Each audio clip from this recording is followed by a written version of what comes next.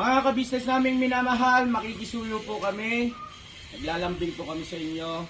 Kung maaari po sana ay pakisuportahan natin Analisa Reality Vlog. Analisa Reality Vlog. Hello po mga kababayan, kumusta kayo? Magandang buhay. Welcome po muli sa aking YouTube channel, Analisa Reality Vlog.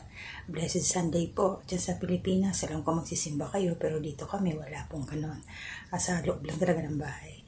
So ngayon magbibigay ako ng aking reaction patungkol po dito sa part 2 ng Kapitan or Captain Dumbbell. Pero bago ang lahat, thank you Lord, pasalamat tayo dahil ako ito ngayon tapos na aking gawain. To my silent viewers, maraming salamat po sa suporta ninyo sa akin. At to my new subscribers, welcome po. Yung mga nagla-like, nagko-comment at nag-share ng aking mga ginagawang reaction, thank you so much. At suportahan po natin syempre si Pinuno Ka-Business. Nasa baba po ng screen ko ang account nila, Ka-Business Official, Ka-Business Family, din kay Papa Dins TV. At kayo na rin po yung mga kagwangs. Alam niyo naman na po kung sino sila at yung mga talagang ka-business dyan. Hindi ko lang muna sa shoutout kasi kulang na po ako sa oras, maglulubat na ako. And to my co-reactors, shoutout din po. Ilalagay ko na lang sa dulo kung sino-sino po yung mga kasama kong reactors. At yung mula pa dyan, i-update ko na lang po sa susunod. So ito na ngayon, yung dumbbell barbell. Problemado siya. Ito yung part 2. So dito kasi sa part 2, medyo kalmado lang.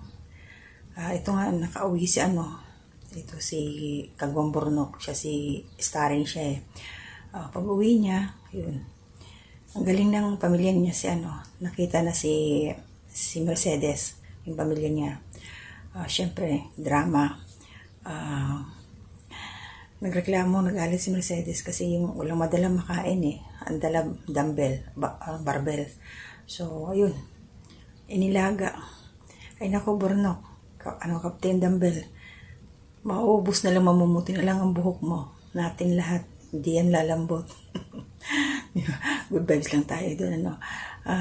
Ano ko doon, si Mercedes, marunong na rin siya. Marunong siya magdrama. Yung ibig sabihin, akala mo talaga mga professional silang mga talent.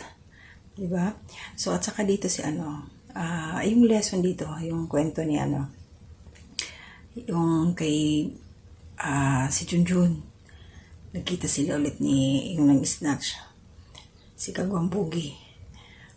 May lesson doon. So, pinangaralan niya si Boogie na tigil yung ginagawa ng trabaho. Siguro, bibigyan niya ng trabaho yung isinama niya. Pero, doon sa teleserye na yun, nadaanan nila, hindi alam ni Junjun, ba yung karakter niya doon, na ito wala yung asawa niya, si Bay Papaya, doon sa teleserye na to, ay kasama ni Boogie sa pang-i-snatch. Ganda yung kwento. Ang galing ni Pinuno. Nalalaro nila yung mga ganitong teleserye ba. At saka patungkol naman doon sa may mga nababasa akong comment. Siyempre hindi may iwasan talaga eh. Meron na naman kasing lumabas doon na ano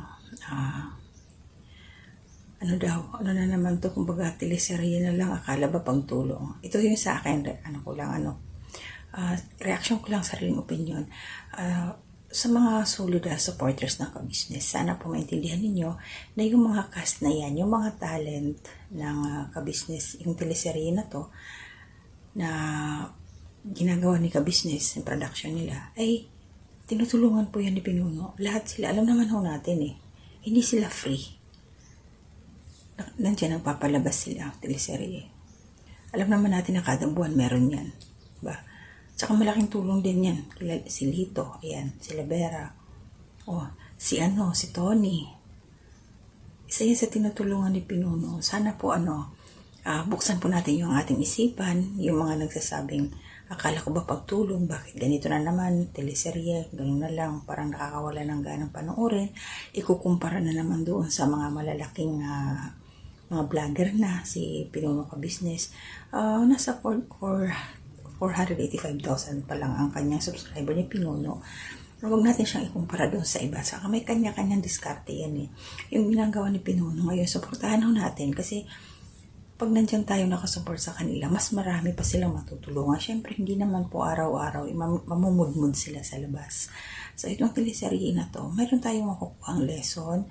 Ah, yung ano, at saka yung lumalabas dito yung galing, yung talent ng mga kagwangs na to, yung mga 3Ms, lumalabas talaga sila. At saka support the local artist ng ka-business official. Suportahan natin sila. Malay natin, yung ma-discover sila. Diba? Tsaka talaga to, enjoy na lang natin, panoorin natin yung ginagawa nila. Para tayong nanonood ng Batang Quiapo. Diba? Iisipin na lang natin yung gano'n na ito, nakakatulong tayo sa ganitong paraan sa kanila. Diba? So ano pa ba yung mga nangyari ng part 2? Yung nag-usap-usap lang naman sila Bay at saka si Kapitan, si Captain Barbell, Dumbbell, nalilito ko Barbell, Dumbbell, yun, usap lang naman sila. So abangan natin, mayroon ng part 3, separate reaction po ang aking gagawin doon. Dito sa part 2, at least na nadi-discover na unti-unti yung galing nila Junjun. At pero talaga si Bogey, hindi seryoso. Bagay siya sa comedy talaga kasi hindi siya pwede pang drama si Bogey. Nasisira yung acting pag nagdrama tapos nakatawa si Bogey. Masayahin na tao. Medyo dito mo naman yung aura niya. Yun sa nag-uusap sila ni Junjun. Talagang hindi siya maseryoso Pero to si Junjun magaling siya magdala ng karakter niya. Okay siya. Akala mo din talagang mga professional na mga artista na itong mga ito. Gagaling nila. Tsaka, syempre, yung mga sa likod niyan, shoutout po kay Mrs. Ka-Business, kay Papa Dins. Syempre, ang ating director, si Pinuno Ka-Business. At ang galing ng editor. Shoutout, Boss Dave. Ang galing mo. Basta, wala akong masabi sa pag-edit ni Boss Dave. Maganda. Tsaka yung cameraman natin, si Intoy. Okay rin siya. At habang tumatagal, mahasa itong mga to. Excited na ako para sa part 3 na gawa ng reaction. Pero, syempre, step by step tayo. So, yun lang po, yung mga negatibong komento dyan. Support natin sa Pinuno Ka-Business. Kasi marami pa silang matutulungan sa paraan na ganyan. Sa panonood natin, enjoy na lang. Enjoy. Para sa amin, kaming mga OFW, nakakatanggal ng stress, nakakatanggal ng pagod. Umpisa pa lang matatawa ka na talaga. Pero nandoon din yung maiiyak ka, yung mga ganun. May drama talaga. Maganda yung kombinasyon. Salamat Pinuno Ka-Business kasi nandoon niya biglang tawa ka ng tawa tapos biglang may papasok na drama. Ang galing ng timplada. Kaya enjoy na lang natin to ng mga ka-business dyan, supporters. Supportahan lang po natin ang mga ginagawa ni Pinuno Ka-Business. May oras yan, may time yan. Nakita naman natin pag sumasweldo sila, nag-grocery, tapos sila kung meron silang bibigyan sa labas. Hahanap sila ng mabibira.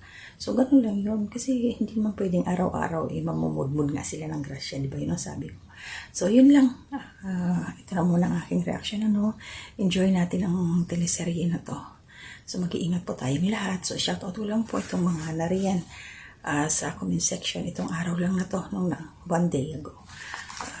Yung mga nandoon sa reaction ko na nag-comment, shoutout ko lang po. Maraming salamat, Kabayan Madel, Love. And, syempre, Kabayan M. Scores ng Calamba City, shoutout. Hi, Ate Ninette, shoutout po. Nasa comment section. And, Kabayan Art Boy, Krish Nindo, shoutout po. And, Ma'am Eleanor Barsaga, Ma'am, salamat po, shoutout. And, shoutout rin po kay Kabayan na Gemma Bariwad. Baka mali ako, Kabayan, please paki-correct lang po. And of course, kay Ate Marilyn, ni Corsa Samiliano Ralph, shoutout ate. And shoutout na rin po kay Kabayan Rosie Hirunga, shoutout po. And shoutout kay Kabayan Absat Vlog. And shoutout na rin po kay Ma'am Best Friend Italy. Yun po yung pangalan ng kanyang account. And shoutout na rin po kay Ma'am Jenna Bona. And syempre, Kabayan Anime Reactors, salamat sa support. Nakita kita sa comment section. And of course, Kabayan na si Pascual, shoutout po. Yan si Kalingap Turak. Thank you Kalingap Turak. Nasa comment section din. And welcome back po kay Tataru Manager Sounds. Salamat po sa pagbisitang muli. At syempre, ang aking mga kasamang reactors na iba. Kabayan Almenda Mix Vlog, good morning. Kabayan Taong Gala. Kay Ma'am Flores Channel and Katangay PLC. So ito pala, baka umano kayo sa akin. Ang tawag ko po kasi, nakasanayan ko is kabayan. Ibig sabihin po kababayan. Kaya yung minsan niya sabi ko kabayan, ka-business, ka-papi at kalingap. So yun na lang para lahat. Kasi alam po naman na yung mga nag-subscribe natin, mga subscribers, mga nanonood sa ka-business official ay galing din po sa kalingap. Kaya nandun tayo lahat, tulong-tulong, sama-sama. So mas madalas po talaga maririnig nyo sa akin kabayan. Yun po. Kasi dito sa labas, kabayan talaga pag may mga kapwa Pilipino, yun ang nakasanayan namin kabayan ang tawag namin. Kaya kayong lahat sa aking YouTube channel, kabayan din ang tatawag ko sa inyo. Kaya maraming salamat po sa inyong suporta. Isama nyo lang kami sa prayers kasi hindi ko kami makalabas dito at wala rin kung ano dito, simbahan. Wala pong simbahan ng Catholic dito or any Christian church, wala po. Kaya pag isama nyo po kami sa prayers. So, hanggang dito na muna mga anak, mag-iingat kayo. Laban lang tayo sa buhay. Lahat ng ating mga pangarap matutupad. In God's perfect time. Yun, antay lang tayo. So, maraming salamat po. Salamat Pinuno Ka-Business sa suporta niyo rin po sa amin. Ingat po kayong lahat. Gabayan tayo ni Lord. To God be the glory. Bye-bye po. Mga ka-business naming minamahal, makikisuyo po kami. Naglalambing po kami sa inyo. Kung maaari po sana ay pakisuportahan natin Taong Gala. Pakisuportahan po natin Taong Gala. Analisa Reality Vlog. Analisa Reality Vlog. Anime Reactors TV. Anime Reactors TV. Alminda Cariaga Mix Vlog. Almenda Cariaga Mix Vlog. Ma'am Flores Channel. Ma'am Flores Channel. PLC Katangay Vlog. PLC Katangay Vlog.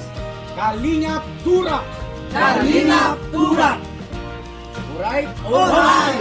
Bira! Bira!